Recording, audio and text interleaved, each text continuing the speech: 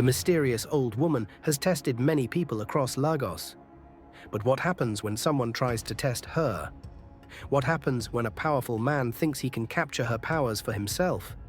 What you're about to witness will shake you to your very core and change everything you thought you knew about power, greed, and divine justice. But why is this wealthy politician now forced to crawl on his hands and knees through the streets of Lagos, confessing every evil thing he's ever done? Why can't he stop telling the truth? And what did the old woman reveal about herself that made an entire city fall to their knees in worship? Prepare yourself for the most shocking story ever told. The story of what happens when a mere human tries to control the power of God. Senator Chief Adebola Ogundimu was the most powerful politician in Lagos State. At 55, he controlled millions of naira in government contracts, owned half the land in Victoria Island, and had enough influence to make or break anyone's career with a single phone call. But Adebola had a secret that even his closest allies didn't know. He was obsessed with power. Not just political power, but supernatural power. He had heard the stories about the mysterious old woman who could curse people, and instead of being afraid, he was fascinated. If I could control her power, he thought to himself, I could control everything and everyone in Lagos. No one could ever challenge me again. For months, Adebola had been secretly investigating the old woman.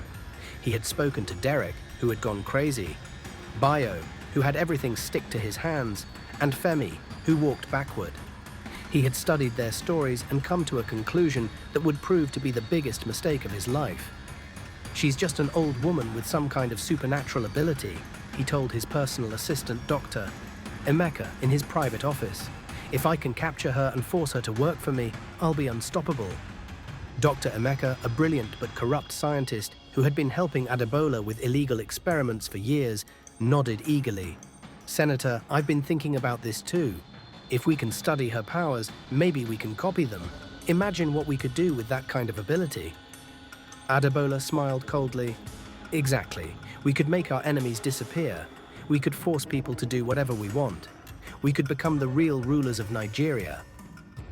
What Adebola didn't understand was that he was about to make the same mistake that had destroyed emperors, kings, and tyrants throughout history. He was about to try to control something that was far beyond human understanding. It was a busy Tuesday morning in Ikeja market. Adebola had received a tip from one of his spies that the old woman would be there today, carrying vegetables to sell. He arrived in his convoy of 3 black SUVs, with 12 armed security guards and Dr. Emeka carrying a briefcase full of tranquilizer darts and capture equipment. Remember, Adebola told his men, we want her alive and unharmed, but once we have her, she's going to do exactly what I tell her to do. They found the old woman sitting quietly beside a small pile of tomatoes and peppers, just as the spy had reported. She looked exactly as she had been described, thin, humble, wearing simple clothes that had seen better days. That's her? Adebola asked, stepping out of his SUV. Yes, sir, his spy confirmed. That's the one they call the mystery woman. Adebola walked up to the old woman with confidence. He was surrounded by armed guards, backed by unlimited money and political power. What could one old woman possibly do against all of that? Good morning, Mama, he said with a fake smile. The old woman looked up at him calmly. Good morning, my son. I am Senator Adebola Ogundimu. I'm sure you've heard of me. The old woman tilted her head slightly. Should I have heard of you? Adebola's smile faltered for a moment. He wasn't used to people not knowing who he was. I'm one of the most powerful men in Lagos. I control government contracts worth billions of naira. I see, the old woman said simply. And what brings such a powerful man to speak with someone like me? I know who you are, Adebola said, his voice becoming more serious. I know what you can do. I know about the people you've cursed. The old woman's expression didn't change. Do you? Yes, and I have a proposition for you. I'm listening. Adebola gestured to his guards and his expensive cars. Work for me. Use your powers to help me, and I'll make you rich beyond your wildest dreams. You'll never have to sell vegetables in the market again. The old woman was quiet for a long moment. Then she asked, and if I refuse? Adebola's fake smile disappeared completely. Then I'll have to take you by force. You see, Mama, I've studied your story. You only have power over people who choose to be greedy or selfish. But I'm not asking you for anything. I'm taking what I want. And there's nothing you can do to stop me. The old woman stood up slowly. As she did, something strange happened. The air around them became completely still. The noise of the busy market faded to silence. Even the birds stopped singing. "My son," the old woman said, and her voice seemed to carry more weight than before. "Do you know who you are speaking to?" "An old woman with some supernatural tricks," Adebola replied confidently. "But tricks won't work on someone who doesn't believe in them." The old woman looked directly into his eyes. "I am not just an old woman, Adebola Ogundimu. I am the one who watches when no one else is watching. I am the one who remembers when everyone else forgets. I am the balance that keeps the universe from falling into chaos." Adebola laughed. "More tricks. Dr. Emeka, prepare the tranquilizer." But as Dr. Emeka reached for his briefcase, something happened that made everyone freeze in terror. The old woman began to change. Not dramatically, not like a movie, but something in her presence, something in the air around her, something in the very reality of the space they occupied, began to shift. The ground beneath their feet started to feel different. The air became thick and heavy, and when the old woman spoke again, her voice seemed to come from everywhere at once. "I am the one who tested Abraham with his son. I am the one who wrestled with Jacob until dawn. I am the one who appeared to Moses in the burning bush. I am the one who has walked among humans since the beginning of time, testing their hearts, measuring their souls." Adebola's confidence began to crack. "What are you talking about?" "You want to control me, Adebola Ogundimu. You want to force the hand of divine justice to serve your earthly greed." The old woman raised her right hand, and every single person in the market, hundreds of people, suddenly stopped what they were doing and turned to look at them. "You have lived your entire life taking what doesn't belong to you. You have stolen from the poor, oppressed the innocent, and corrupted everything you've touched.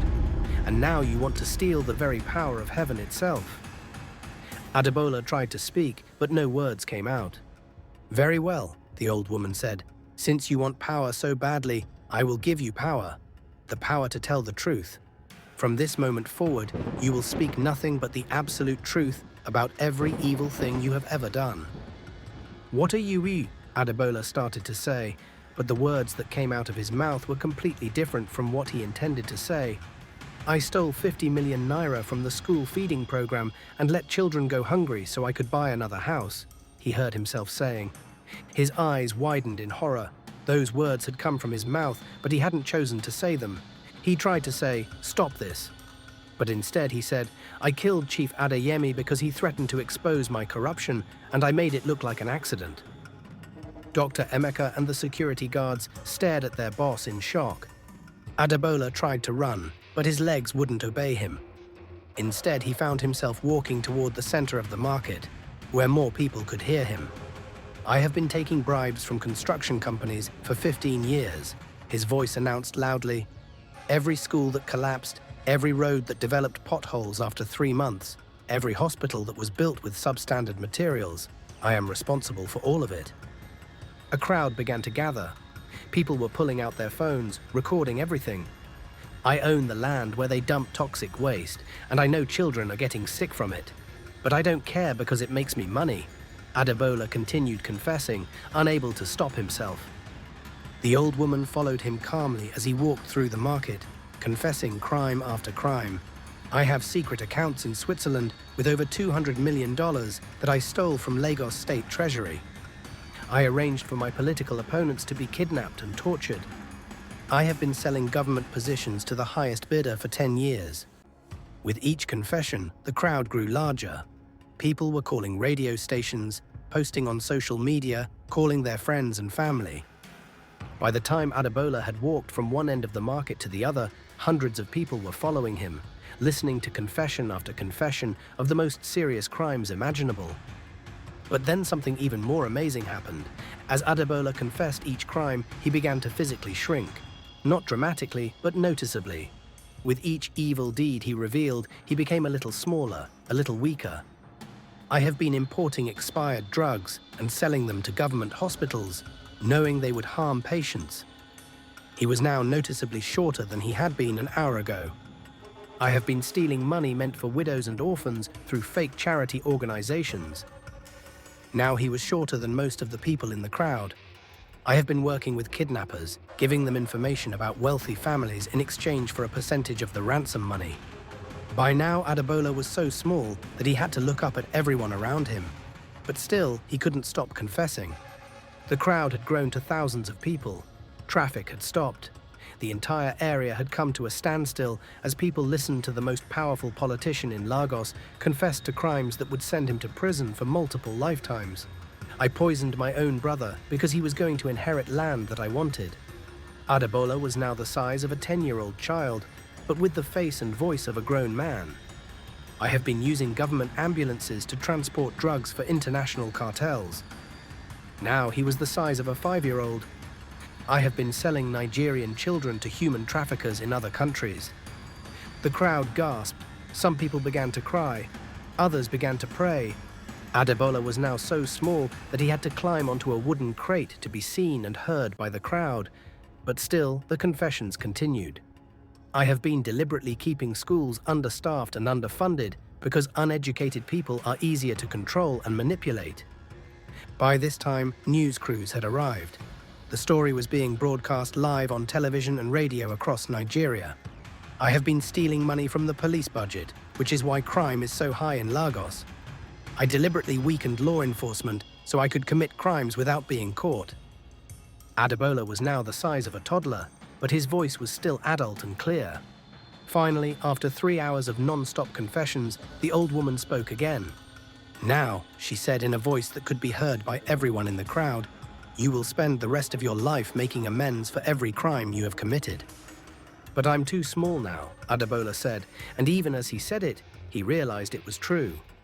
"How can I fix anything when I'm the size of a child?" "You will find a way," the old woman said. "You will start by returning every stolen penny. You will personally apologize to every family you have hurt. You will work to rebuild every life you have destroyed. That will take forever." "Yes," the old woman said simply, "it will." Then she turned to address the crowd that had grown to fill the entire market and spill out into the surrounding streets. "People of Lagos," she said, and her voice carried to every person present, "what you have witnessed today is divine justice. This man thought he could control the power of heaven for his own earthly greed." She gestured to the tiny figure that had once been the mighty Senator Adebola. "Let this be a lesson to all who think they are above the laws of God and man. Let this be a warning to all who believe wealth and political power make them untouchable." The old woman began to change again, but this time, instead of becoming more mysterious, she became more radiant. Light seemed to come from her skin, and her presence filled the entire area with a sense of peace and justice. "I am not just an old woman who tests hearts," she announced. "I am the agent of divine balance. I am sent wherever and whenever the scales of justice become too unbalanced." People in the crowd began to kneel. Some were crying, others were praying, all were in awe. For too long, this city has suffered under the weight of corruption and greed. For too long, the powerful have oppressed the innocent while thinking there would be no consequences. She looked directly at the crowd, but there are always consequences. The universe keeps perfect records. Every crime, every kindness, every choice, all are remembered and all are balanced. The light around her became brighter. From this day forward, let every politician, every businessman, every person in power remember what happened here. Let them remember that no one is too powerful to face justice. She pointed to tiny Adebola, who was now crying like the child he appeared to be. And let every ordinary person remember that kindness is the greatest power in the universe. Every act of compassion, every moment of generosity, every choice to help instead of harm, these things have power beyond your imagination. The old woman began to fade, but her voice remained strong. "I will continue to walk among you.